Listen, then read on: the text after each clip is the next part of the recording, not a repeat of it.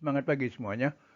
Terima kasih telah bergabung dengan channel IBMW, media belajar bareng finance, riset, dan hospitality. Kita masih membahas revenue management, RM, dengan topik market segmentation bagian 4 pada sesi 3. Sebelum kita mulai sesi ini, silakan tekan tombol subscribe, like, dan share sebagai pemotivasi dan dukungan untuk pengembangan channel ini. Terima kasih dan selamat mengikuti. Kita bahas sekarang psychographic segmentation on behavior atau segmentasi psikografis untuk perilaku. Segmentasi psikografis adalah proses membagi pasar menjadi kelompok-kelompok berdasarkan kepribadian, nilai-nilai, sikap, minat, dan gaya hidup. Berikut adalah beberapa contoh segmentasi psikografis berdasarkan perilaku. Gaya hidup aktif atau active lifestyle. Segmen ini mencakup individu yang menjalani gaya hidup aktif dan tertarik pada kesehatan dan kebugaran. Mereka cenderung berpartisipasi dalam olahraga dan kegiatan di luar ruangan, dan tertarik pada produk seperti peralatan atletik dan suplemen. Tech savvy. Segmen ini mencakup individu yang memiliki pengetahuan tentang dan tertarik pada teknologi.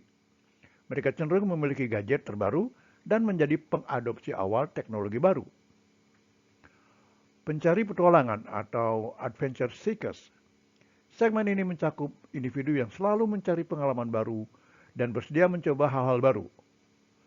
Mereka tertarik pada perjalanan dan kegiatan di luar ruangan dan cenderung membeli produk yang berkaitan dengan petualangan dan eksplorasi. Tradisionalis. Segmen ini mencakup individu yang menghargai tradisi dan stabilitas. Mereka cenderung membeli produk yang memiliki daya tarik klasik dan abadi, dan mungkin cenderung mengadopsi teknologi baru. Selanjutnya, pemerhati lingkungan atau environmentalis.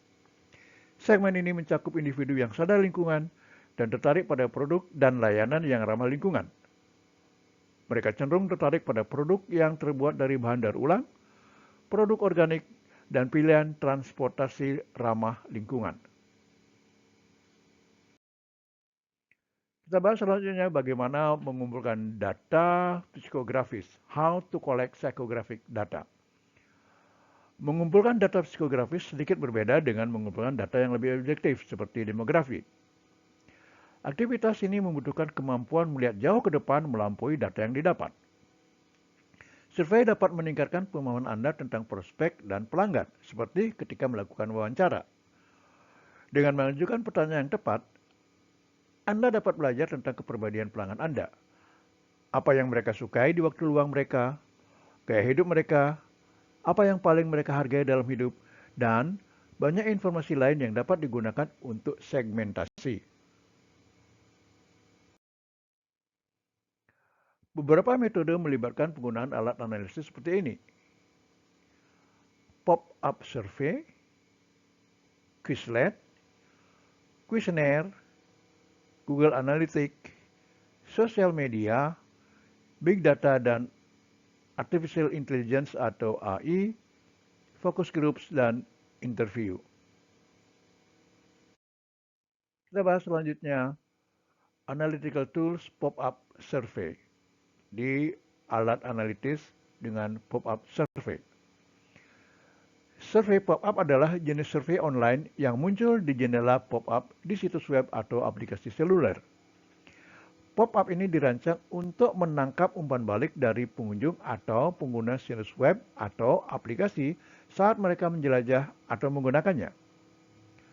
Survei pop-up sering digunakan untuk meminta umpan balik tentang aspek tertentu dari situs web atau aplikasi, seperti pengalaman pengguna, desain, konten, atau fitur.